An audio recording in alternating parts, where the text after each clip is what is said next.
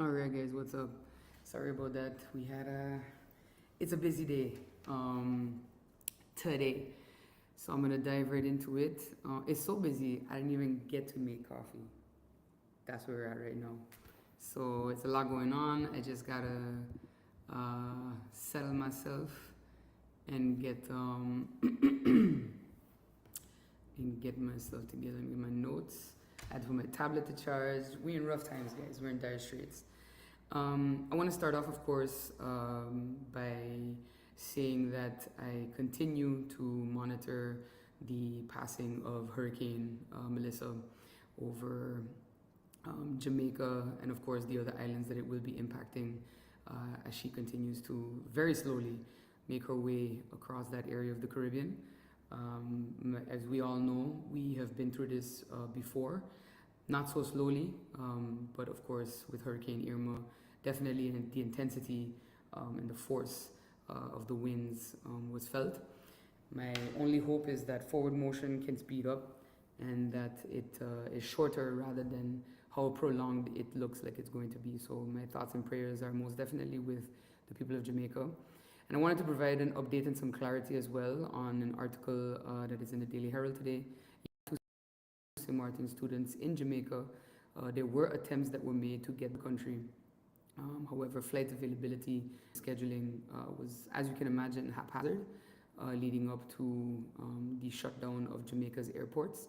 One student is sheltering in Clarendon and one student is sheltering in Kingston.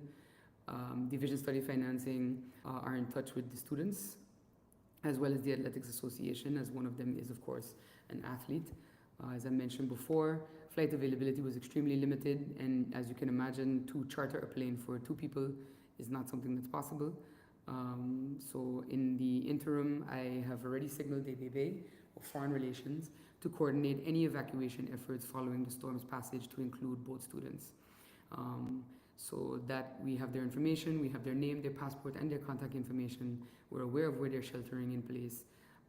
And so we are definitely going to continue to monitor, and then following the hurricane's passage, reach out as soon as possible to assess the situation on the ground, and then continue those preparations to get them out of the country as soon as possible, following any evacuation efforts that may occur after the hurricane passes. In the interim, of course, I continue to be in touch. I'm in touch with one of the students. I tried messaging the other. However, for some reason, WhatsApp is being WhatsApp. However, Division Study Financing is in touch with that student as well. So we are in touch with them, and we'll continue to check in as long as the connectivity in Jamaica lasts. Finally, please reach out to any local organizations that may be organizing supply drives for the people of Jamaica and other affected islands following the storm's passage, and as well sending out thoughts to those in Cuba and Haiti and Dominican Republic and the Cayman Islands, because they are going to get a bit of a brush from it as well. And then we will, of course, continue to track Hurricane Melissa as it continues to move through the Caribbean, because you never know if it might do a little pivot to Florida, where, of course, we also have students. But as a bigger land mass, you will see that the potential for the type of catastrophic impact you see on an island is a little limited. So that is just to provide some clarity on that statement. Moving on with... I want to get back to the hot take, even though I don't have my hot drink.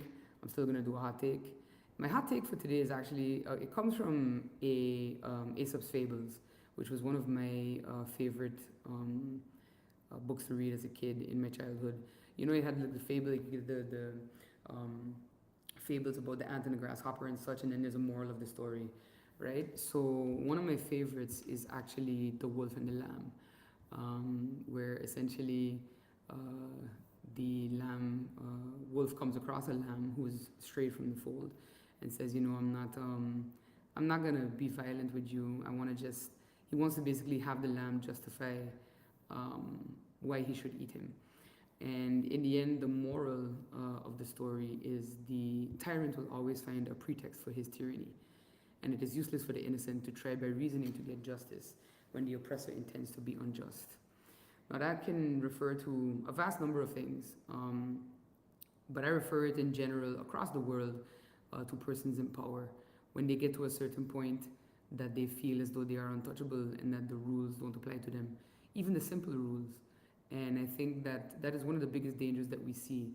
When we were at the United Nations, Prime Minister Motley and Prime Minister Gonzalez spoke about what you see happening right now in the region, which is the conflict where the US is using what is their justification to basically have a military presence in the Caribbean. But it happens everywhere too. It even happens on St. Martin, where persons get into a certain position and believe that the rules don't apply to them, even the simplest of rules.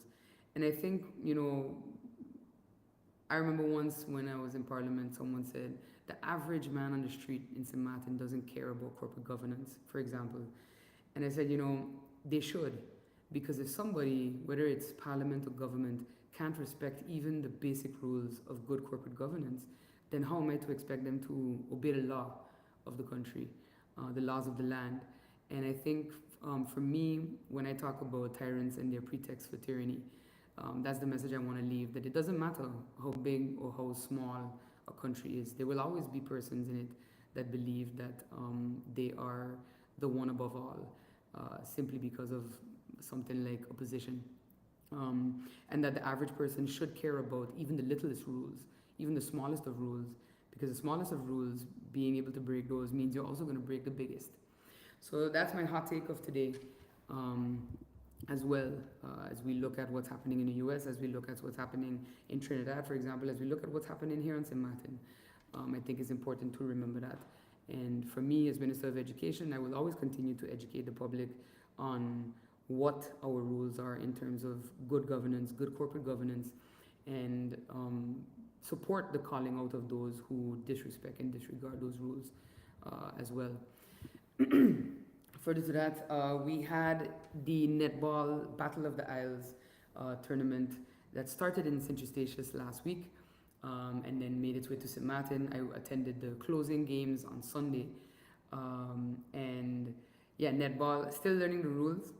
I'm getting there. I've already learned now where the line is, where you can pass or not. Anyway, but some really great games, I have to say. St. Eustatius playing against the BVI at first. They won that game. And then we also had the final, which was between Canada and Bermuda. That was an amazing game. Canada came, they brought their A game. What can I say? Definitely a really professional team. It was explained to me because I asked Lisa from Netball Association, why Canada? And she basically explained that actually in netball, when you want to move up in ranks, you have to play these types of tournaments, even if you're a bigger country or a bigger team, so that you can boost your ranking. St. Martin has done it in the past, I believe. That's what she explained. Stacia as well, and the intention is to get BVI ranked, I think, because they're not yet ranked. Yeah, I think that was the explanation. Live later and correct me if I'm wrong. So yeah, definitely the how you call it, the game between Canada and Bermuda was really great. So you have like two tiers basically, and in our tier, I believe we came in third. So that, but we're in a rebuilding year. We're also in a rebuilding year. A lot of the top netball players for St. Martin have gone on to studies. So unfortunately, we may not hear for these types of events, but we'll definitely look and see if we can get them in the future. I think sometimes if you get a letter, you can be excused, whether from work or I think from school, to play for your national team. So we're gonna explore if that's possible in the future. And but I definitely think that there are going to be great things coming out. A rebuilding year is always a setup for a fantastic year after. So I'm definitely wishing them continued success. And then starting today, we have, I got it now, I literally, okay, here we go. Starting today, you have the High School Basketball League, the PSA Athletics Association games start today for high school. They start at 5:30 at the LB Scott Sports Auditorium. So you kick off with MPC versus St. Dominic High School, and then CBA versus Sundial, SE versus St. Martin Academy Academic, and then CBA versus St. Martin Academy VBC. On the 30th, you have Learning Unlimited versus St. Martin VBC, and then after that, you have St. Dominic High School versus St. Martin Academy, and on the 31st, Halloween, You have MECYS versus Learning Unlimited, and then MPC versus Sundial. And each day games start at 5:30 and run until about 7:35, 8 o'clock.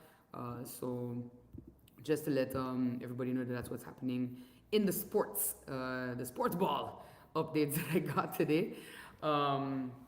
That we have that coming up.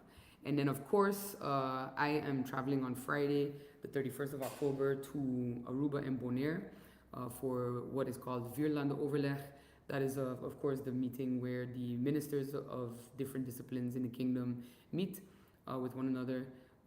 So this will be a meeting of the ministers of education, meeting to discuss participation and collaboration on education. A result of the Vierlanden Overleg has been the Strategic Education Alliance, which of course is responsible for the CAFE program that is currently running at USM. That is the preparatory program for secondary students as they prepare to go off to their tertiary education. And then, so that is this week, and then I come back on the 9th of November, just in time for St. Martin Day. We have a great program ready for you guys. Additionally, we have the St. Martin Cultural Parade, which is happening. If you don't have your fit as yet, what can I say? Speaking of fits, I have to make sure that mine is done.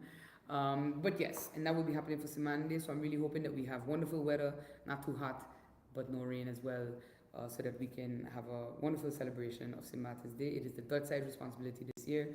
Next year, of course, it transitions over to the Collectivité for their so that's what's happening on the culture side of things. So hoping to see everybody come out and support. I believe the parade starts at 12, and then we'll head to the village, and that on the 11th of November. So just to that's happening. It's not just a day off. Come out and support the St. Martin Culture Parade. I've attended most times, especially since I just observed. This is my first time participating in the parade, so we'll see how that goes. I call it a preparation for my legs for Carnival in April. And speaking of which, I hope everybody is getting themselves together for that. Following that, you'll notice I switched my Game of the Month update to the end of the live stream. I think I'm gonna keep it like that from now on. So I'm gonna end with the Game of the Month. Which is actually is a game demo. The game isn't out as yet. It's called Life Below. It was developed by Casino Games. It's actually a twist on the city building simulation genre that I've mentioned before that I like. So think in the vein of stuff like Tropico, SimCity, etc. And it requires you as the player to resurrect an entire ecosystem by strategically crafting and managing vibrant coral reefs to restore life to the deep. So you're basically immersed in a beautiful underwater world. You have to grow your reef, attract wildlife to increase biodiversity, and basically evolve your entire underwater ecosystem as you face ever changing challenges in a climate impacted ocean. So essentially it follows what is happening in real life, which is that coral is dying, whether due to bleaching, overheating, and ecosystems start to collapse. So you have nature's voice, which tasks you as the guardian Thalassa to protect the heart of the reef and to reignite life. I played the demo on Steam. It's available for free download on a laptop or a PC. You can actually do quite a bit in the demo before you hit the usual content wall block. There's events such as reef overheating, and you have to balance the elements present to make sure that, as I mentioned, you attract the right type of wildlife. That maintains your pH balance, temperature balance, to prevent all of what could happen to cause your ecosystem to collapse. It's stressful. You have to cluster your little anemones and track your clownfish and your this and your that. I wishlisted the game on Steam. I plan to purchase it when it comes out. If you can, and you don't need a high-powered PC or laptop. It's a beautiful game regardless, but in any event, you know, you can play it on a regular laptop, so to speak. With that being said, I will be back. Well, will I be back next week, Tuesday? Well, no, because I'm traveling from Aruba to Bonaire on Tuesday. So we probably won't do a stream in the morning, but maybe when I get to Bonaire and I get set up in my room, I'll do a live stream to just throw some updates you guys' way. And I'm on my way now to a third-party COM meeting, and then we have COM on Tuesdays, which is the Council of Ministers meeting where decisions are taken and discussions are had. So yes, So a quick live today for you. Definitely try to check out the basketball high school league games starting today and continuing on until Friday. And I gotta check with Omar if it stretches over the week, probably with the finals, maybe. But yes, so yeah, that's about it. Stay tuned because I will be updating, of course, when we get to Aruba and Bonaire. In Aruba, I'll be meeting with the University of Aruba, the Aruba Investment Bank, and hopefully, if they would confirm, my counterpart minister, Herlin Cruz, as a lead up to, of course, the meetings we'll be having in Bonaire. And then I look forward to having an update for you guys while in Bonaire, and then when I get back, leading up to St. Martin Day, and I look forward to seeing everybody decked out in their cultural wear on the 11th of November for the St. Martin Day Culture Parade, and then see you in the village as well for the activities we're going to have in the village. And I believe the ministry will be posting the actual schedule today on Facebook. I'll, of course, share it on my WhatsApp and my personal social medias. So thank you again for tuning in. I'm off to my third party meeting and wishing everybody a pleasant rest of the day and a